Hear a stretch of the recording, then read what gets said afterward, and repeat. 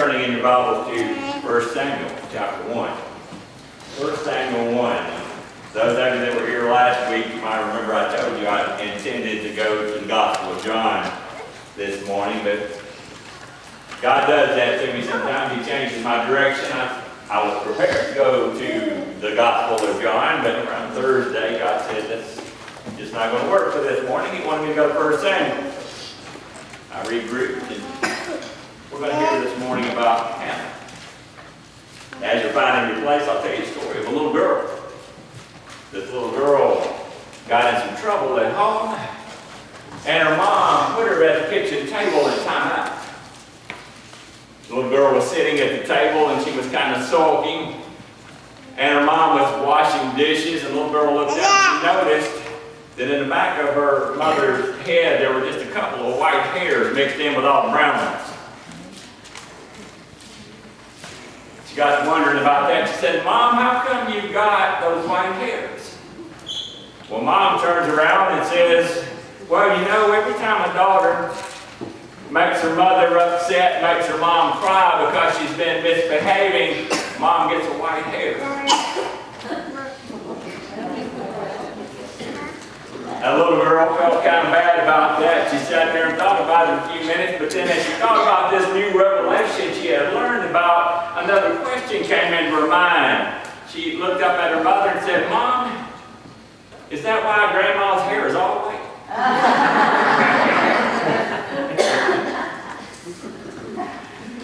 Beginning in verse 1, there was a man from Ramathaim, Zophim, in the hill country of Ephraim. His name was Elkanah, son of Jeroham, son of Elihu, son of Tohu, son of Zuph, an Ephraimite. He had two wives, the first named Hannah, the second named Peninnah. Peninnah had children, but Hannah was childless. The man would go up from his town every year to worship and to sacrifice to the Lord of hosts at Shiloh, where Eli's two sons, Hophni and Phinehas, were the Lord's priests. Let's pray together. Lord, we ask you to bless the reading of your word. I ask you to take charge of this service this morning and speak through me. Lord, just bless this congregation with what you would teach us this morning about motherhood. Lord, we have many strong mothers in this congregation. Many of us remember our mothers, what strong women they were. Lord, there's nothing that can take the place of a woman of God and family. Lord, we ask you to bless these moms, bless these women. Lord, just be with us and lead us and guide us through the rest of this service. In Jesus' name, amen. Now this morning we're going to take some time looking at a godly example of motherhood. And we find that example of motherhood in this woman whose name is Hannah. Now, Hannah, in her, we can see a pattern of what motherhood should look like. Today, in America, statistics tell us that fewer than 7% of families consist of a breadwinning father and a homemaking mother. Now, that's a big shift, a big change from just a few generations back. The American family has changed over the last several generations. Those of you who are older can remember when Mom stayed home and Dad went to work. And again, I'll say that marriage in itself has changed. In a lot of marriages these days, the words "until death do us part" or "as long as we both shall live" have been changed to the words "as long as we both shall love." There's not as much commitment in the marriage as there used to be.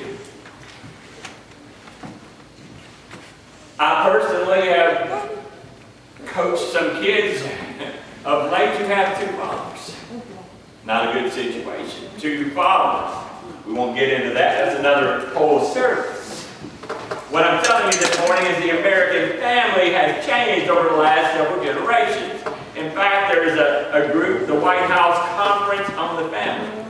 There's a White House Conference on the Family, and that organization changed its name in the last few years to the White House Conference on Families, because they didn't want to give the impression that in America we think there's only one kind of family anymore. Social pressures, feminism, a desire to have more materially make a lot of women feel like they better serve their families in this day and time by getting a job rather than staying home and raising your kids. And I understand that. I'm not telling you differently. You know what to do within your own family. I'm just telling you families are different than the ones that came in past generations. As a result, children often are not having as much contact with their parents. They have a lot more contact sometimes with grandparents than they do with their parents. Some spend time in not nursing homes, but daycare centers. Others spend, some are being raised by the public school system, and being a public school teacher, that scares me, because I can tell you that's not a good place to have your child raised. Today, 1 in 12 kids are abused. 1 in 12 kids are abused, and that abuse is generally coming from someone outside the immediate family, because they are around so many people who are helping rear them. They're being abused by teachers and caregivers, sometimes by a relative who's not a mom or dad. And that all leads me back to this study this morning of this woman Hannah as we study biblical motherhood. As I said a moment ago, and I like this quote, "No nation is greater than its mothers." There was a rabbi who taught around Jesus' time, an ancient Jewish rabbi, who said that God created mothers so that he doesn't have to be every place at one time. In other words, he was saying there's a lot of responsibility in being a mother. Motherhood is one thing. We all wouldn't be here if not for mothers. The Bible exalts motherhood in women like Sarah, Rachel, Deborah, Ruth, Elizabeth, and especially in one special mother named Mary, who bore our Lord and Savior, Jesus Christ. So the Bible has a lot to say to moms and about moms, but this morning we're going to take a really close look at this one mother named Hannah. And Hannah was the mother of a godly man named Samuel. Now we live in tough times today. When I say tough times, I'm not talking about tough financial times, I'm talking about tough moral times. We live in a nation where raising a family that is morally sound is difficult. And as tough as it was in our time, it was just as tough in Hannah's time. Hannah was raising her family at a time when there was a lot of immorality going on. You see, she lived during the time of the Judges. You go back to the Old Testament, you read through the book of Judges, you kind of understand what it was like for Hannah. And she came right at the end of the period of Judges, right at the end of it. In fact, one of the last judges, some would say the last judge, a man named Samson. Yes. Most of you heard the story of Samson and Delilah, had died. Remember, his hair was cut. The Philistines had taken him captive. They took him to the Philistine temple, and his eyes were poked out. He was tied between the pillars. And then he prayed to God one more time to give him his strength back, and he pushed the pillars, and the building collapsed. Killed tens of thousands of Philistines, and Samson died in that act. So the nation of Israel found themselves without a leader. They began to slip into some sinfulness. There was a lot of chaos going on within Israel. The Philistine army was raging. It was growing. It was gaining ground against Israel. The Levitical priesthood, the priesthood that Moses had prescribed for them, God had set up the Levites to be priests. They were to watch over the spiritual care of Israel. But yet that organization, these priests, had become corrupt. Things had gotten so bad that the two sons of the high priest, a man named Eli, they were having some affairs with women inside the temple of God. It was a wretched time, a time of great immorality in the nation of Israel. The leadership had failed, the priesthood had failed, the nation was becoming weak, and there were no great preachers. No one was prophesying the word of God. God needed a very special man. He needed a very special man to come into the nation of Israel. But in order to make that special man, God first needed a very special woman. And her name was Hannah. Now I want you to listen for just a second to a portion of Hannah's prayer. You flip over one page or two at the beginning of chapter 2 in 1 Samuel, there's a prayer that Hannah said there, and I think we can learn a lot about Hannah in this prayer. If you want to go back, it would be a great thing to read all of her prayer, but I'm just going to read the first 2 verses. She said, "My heart rejoices in the Lord. My horn is lifted up by the Lord. My mouth boasts over my enemies because I rejoice in your salvation. There is no one holy like the Lord. There is no one besides you. And there is no rock like our God." And just in reading those 2 verses, you can get a feel for Hannah's love of God, for how godly a woman she was. A mighty woman of God, the kind of woman that God truly needs. And that takes us back to the first chapter again, back to verse 1. I'm going to read that one more time. There was a man from Ramathaim Zophim in the hill country of Ephraim. His name was Elkanah, son of Jeroham, son of Elihu, son of Tohu, son of Zu. An Ephraimite. He had 2 wives. The first named Hannah, the second Peninnah. Peninnah had children. Hannah was childless. Now that's an introduction to Hannah's family. You get an idea of what her family is like there. And it's kind of a strange family. Because you see there are 2 wives. 2 wives and this one man Elkanah. He has 2 wives, one Peninnah, one Hannah. Peninnah has children, Hannah doesn't. At the beginning of the story, we learned that Hannah is childless, yet she is the mother we're going to concentrate on this morning, not the other one named Peninnah. Hannah's about to teach us 3 godly characteristics of a godly mother. Now first, Hannah shows us how a godly mother relates to her husband. In verse 3, this man, Elkanah we're talking about here, would go up from his town every year to worship and to sacrifice to the Lord of hosts at Shiloh, where Eli's 2 sons, Hophni and Phinehas, were the Lord's priests. Hannah had a worshiping, God-fearing, God-believing husband. And godly fathers help make godly mothers. Now, last week in Sunday school, we talked about some verses from Ephesians that refer to submission of a wife to her husband. Very serious verse. But men, I need to talk to you for just a second this morning when I tell you the same verses that tell you that your wives are to submit to you also tell you that you are to love your wife as Christ loved the church. Now some of you are questioning why your wife doesn't submit to you the way you think she should. Then maybe you better take a look at yourself and say, am I loving my wife the way that Christ loved his church? Because she's not going to submit to you until you do your part. Elkanah was a man who worshiped God. And Hannah was there to see it. Hannah followed him in his worship. In verse 7 we hear that whenever she went out to the Lord's house, and that tells me that she went with Elkanah when he went to the temple to pray. Both of his wives went, and I'm sure the children went too. The family went to the house of God to pray together. Hannah and Elkanah had a common bond in their worship of the Lord. In order for godly motherhood to be fully expressed, there has to be worship by both the mother and father within the home. It's very difficult. In her time and our time, it's difficult to raise godly children in a divided house where one parent comes to the house of God and one doesn't.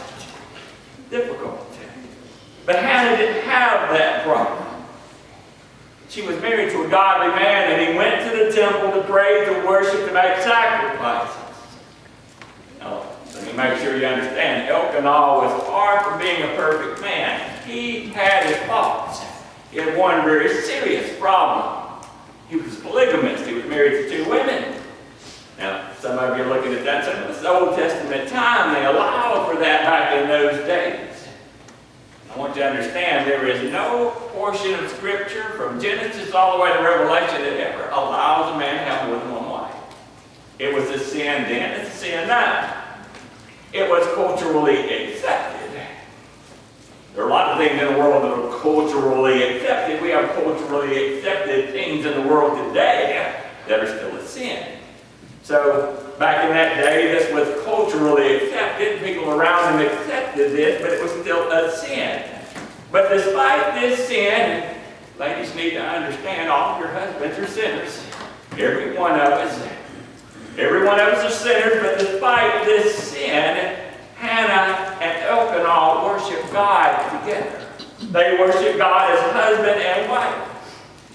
Now, that shows us that Hannah, as a godly mother, had a right relationship with her husband. Not only did Hannah share in worship of God with her husband, they also shared in love and affection for each other. See, marriage is more than a spiritual relationship. More than a spiritual relationship. The Bible itself tells us marriage is a physical relationship. It's an emotional relationship. It's psychological. The Bible backs all that up. We are to meet each other's needs as husband and wife. Verse 4 tells us, whenever Elkanah offered a sacrifice, he always gave portions of the meat to his wife Peninnah and to each of her sons and daughters. But he gave a double portion to Hannah, for he loved her even though the Lord kept her from conceiving. Elkanah gave portions of the sacrificial meat to his wife Peninnah and to her sons and daughters. That was required by Old Testament law. Elkanah did what was right. He did what was required of him for Peninnah and her children. But he gave a double portion to this first wife, Hannah. See, his marriage to Peninnah was a marriage of convenience. Hannah was unable to bear children, and in those days it was important that a man have children as heirs. So he married a second wife so that he could have children by her. But this first wife, Hannah, couldn't bear children. He married her out of love. Purely he loved this woman so much that he was giving her double what he was intended to, what he was required to give her. He loved her so much that made Peninnah jealous. So Peninnah was constantly trying to hurt Hannah. We hear about that in verse 6. Her rival, that would be Peninnah, her rival would taunt her severely just to provoke her because the Lord had kept Hannah from conceiving. Whenever she went up to the Lord's house, her rival taunted her in this way every year. Hannah wept and she would not eat. She was upset by this. Now, like most people, Peninnah, when she was jealous, was seeking vengeance against Hannah. And she did that by hitting Hannah where it hurt Hannah the most. And where Hannah was hurt the most was in the fact that she couldn't bear a child. So that's what Peninnah used against her. Now, Elkanah realized that there was a problem. Anytime I think there are two adult women living in the same household, there are going to be issues. But you can imagine how difficult it was to be in a house with two adult women who had the same husband. It had to be hard. But Elkanah realizes that there's a problem, so he tries to comfort Hannah. In verse 8, it says, Hannah, why are you crying? Her husband Elkanah asks, why won't you eat? Why are you troubled? Am I not better to you than 10 sons? Now, obviously, this Elkanah understood the problem. He realized that the issue all revolved around the fact that Hannah couldn't have children. But he's telling her, I love you anyway. I love you despite the fact that you aren't able to bear children. He says, I love you more than any 10 sons could ever love me. He's saying, I truly love you. Now, just to get off on a side note for a second, I grow tired of hearing about marriages where people want to get out of their marriage because there's some issue within their family that they can't seem to get past. When a husband and a wife have a shared love of God, there is no obstacle in which their marriage can overcome. Marriages fall apart whenever one or both within the relationship lose their connection to God. As long as both are connected to God, there's a good chance that marriage is going to survive. And that leads us into the second characteristic of a godly mother, a right relationship with God. in verse 9. Hannah got up after they ate and drank at Shiloh. Eli the priest was sitting on a chair by the doorpost of the Lord's tabernacle. Deeply hurt, Hannah prayed to the Lord and wept many tears. Many tears. Hannah was hurt. She was deeply hurt. So hurt she wouldn't eat. So hurt she was sorely upset. Yet she didn't lash out at her husband. She didn't lash out at the children that were in the household, even though they weren't her children. She didn't even lash out at Peninnah, this woman that kept coming against her. Instead, she had this problem, and what did she do? She took her problem straight to God. She went to the temple, she prayed. Now the priest, Eli, was there. Make sure we don't get it confused with Elijah or any of the other men named Eli in the Bible. They are different men. This is an Old Testament priest named Eli who had these two sons. Every time we hear about Eli in the Old Testament, he's sitting. And the reason he's sitting is because he is a huge man. Scripture tells us he was big and he was fat and he was barely able to carry himself around. And he sat all the time on a stool or a chair. He was this fat, sloppy, lazy guy. He had two terrible sons who I told you about earlier who were priests within the temple. And he was the high priest, and he was a terrible high priest. Wasn't a very godly man to hold that position. But later on we hear that the two sons would die at the hand of God. And this man, Eli, would fall off of his chair, and because of his weight, he would break his own neck. But Hannah comes to the steps of the temple, and she prays, and she weeps many tears. She's praying there. The ladies, you need to have a right relationship with your husband. You need to have a right relationship with God. Like Hannah, when you have a problem, you need to go to God with your problem first before anyone else. Too often it has been my experience to hear, especially of women, I don't think this happens so much with men. Men don't like to talk to each other too much about their problems. That's probably a problem with men.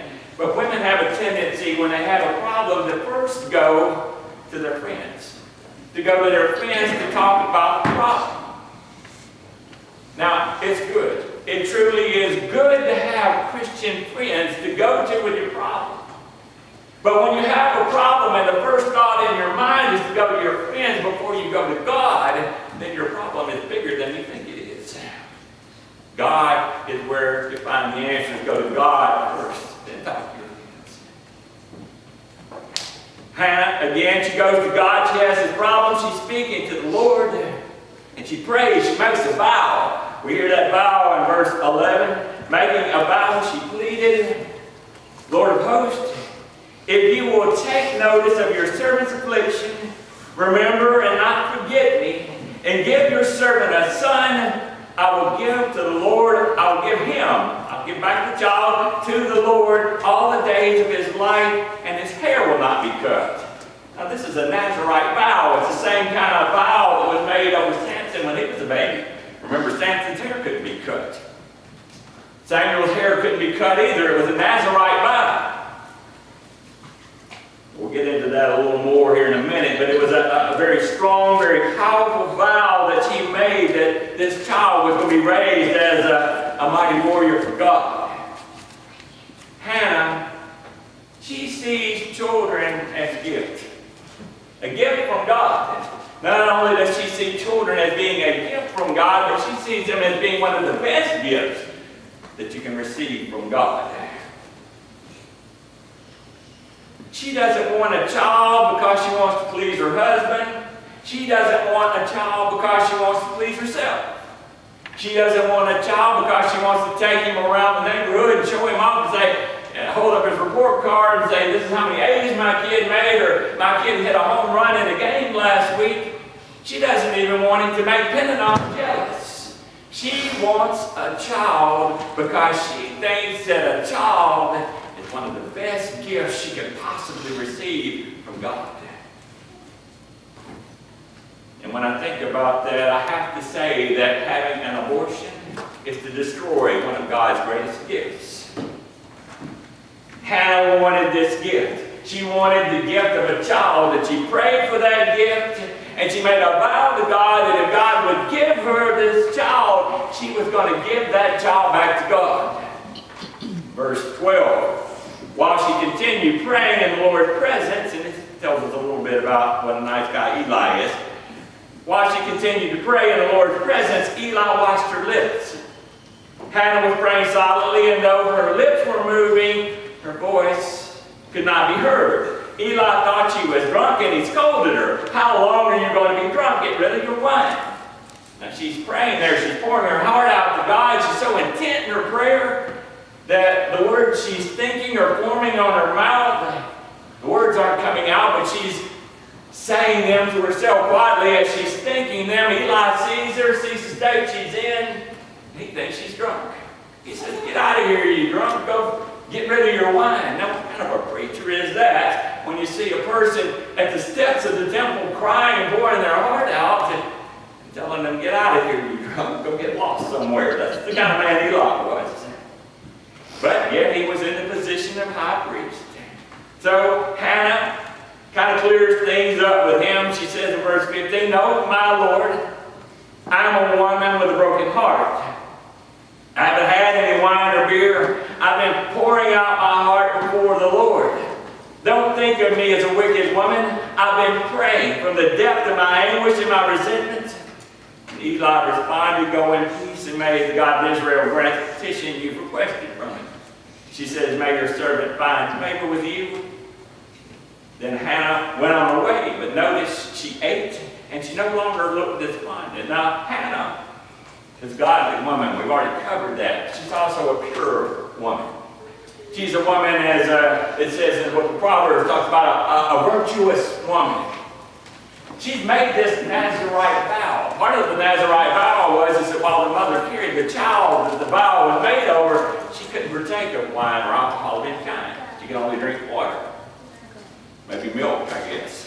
But no alcoholic consumption while she was carrying that child. So she certainly wasn't going to come before the Lord promising this child, making this Nazirite vow while she was drunk. So she's a godly woman. She's a pure woman. She's a virtuous woman. There's no serious issues within her life. She's a good woman. And this godly woman came to the temple and she prayed, and when she left after her prayer, she started eating again. She was no longer so upset that she wouldn't eat, and it says she wasn't despondent anymore. She was no longer depressed about that. Now, what made this turnaround? Why did she change after she made her prayer? It's because she trusts God. She prayed to God and she asked God for something, and she trusted God to answer that prayer, and she was patiently willing to wait for the answer to come. And as a result, we hear in verse 19, the next morning, Elkanah and Hannah got up early to bow and worship before the Lord. Afterward, they returned to their home in Ramah. Then Elkanah was intimate with his wife Hannah, and the Lord remembered her. And after some time, Hannah conceived and gave birth to a son. She named him Samuel, because she said, "I requested him from the Lord." Hannah wanted the gift of a baby boy. She prayed for the gift of a baby boy. She vowed to give that gift of her baby boy back to God. And she was living a virtuous, pure kind of a life. And God answered her prayer. He gave her a son. She named him Samuel. And that leads us into the third characteristic of a godly mother in verse 21. When Elkanah and all his household went up to make the annual sacrifice and his vow offering to the Lord, Hannah did not go and explain to her husband after the child is weaned, "I'll take him to appear in the Lord's presence and to stay there permanently." Her husband Elkanah replied, "Do what you think is best and stay here until you've weaned him. May the Lord confirm your word." So Hannah stayed there and nursed her son until she weaned him. Now, Hannah had a right relationship with her husband. She had a right relationship with God, but she also had a right relationship within her home. She had a responsibility to this child, and she made this child a priority in her life. Now, some of you might say, well, she's putting this child ahead of her husband and ahead of worshiping God. She didn't go to the temple with him. And I say to you, that's not true, because God gave her this gift of this child. And by caring for this child, she was not only honoring her husband, she was also honoring God. Mothers have a responsibility to take care of their children. And not only did Hannah decide that she was going to dedicate herself to this child, she also dedicated the child to God in verse 24. When she had weaned him, she took him with her to Shiloh, as well as a 3-year-old bull, a half a bushel of flour, a jar of wine. There had to be a sacrifice made there in order to fulfill this Nazirite vow she had made. Though the boy was still young, I'm guessing if he's been weaned, what, maybe 2 years old? Though the boy was still young, she took him to the Lord's house at Shiloh, and they slaughtered the bull, and they brought the boy to Eli. Now Hannah made a promise to God. She said, if you give me this child, this gift that I've been asking for, then when I get it, I'm going to give it back to you, Lord. I'm going to give this child back to you. She brought this child back to this high priest, Eli, and she literally turned the child over to God. He would, from that moment forward, live in the temple. He'd be raised in the temple. Eli would bring him up and teach him Scripture and teach him the Bible and teach him all the things that he needed to know. In fact, he became a priest, you might say, this child Samuel. Effectively, he became the last of the judges. Following Samson, he would become the first of the prophets. He would grow to be the man that would anoint Saul as king of Israel. When Saul failed as king, he would be the man who would anoint David as king of Israel. He was a mighty man of God. 2 whole chapters of the Old Testament, very long chapters, are named after this one man, Samuel. 1 Samuel, 2 Samuel. Very important man of God. Hannah kept a promise. God needed a mighty man. He brought up a godly man through this godly woman, Hannah. Hannah gave the child back to God, and God used him mightily. Verse 26 says, and this is Hannah speaking to Eli. She says, please, my Lord. She said, as surely as you live, my Lord, I am the woman who stood here beside you, praying to the Lord. I prayed for this boy. And since the Lord gave me what I asked, I now give the boy to the Lord. For as long as he lives, he is given to the Lord, and they bowed, they worshiped the Lord there. But this wasn't the end of Hannah's story. It wasn't the end of Hannah's story. She gave her child, her firstborn child, she gave that child back to God. But whenever we give gifts to God, God is always faithful to give gifts back to us.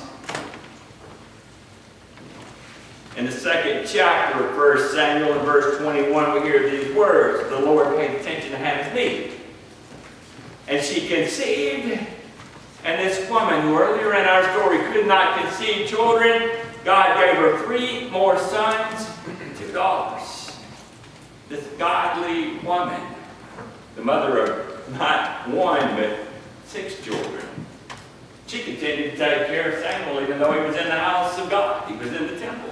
She made coats and clothes. We read it through the Scripture. She brought him food. She brought him everything he needed. She still cared for him even though she'd given him to God and he was living away from home now.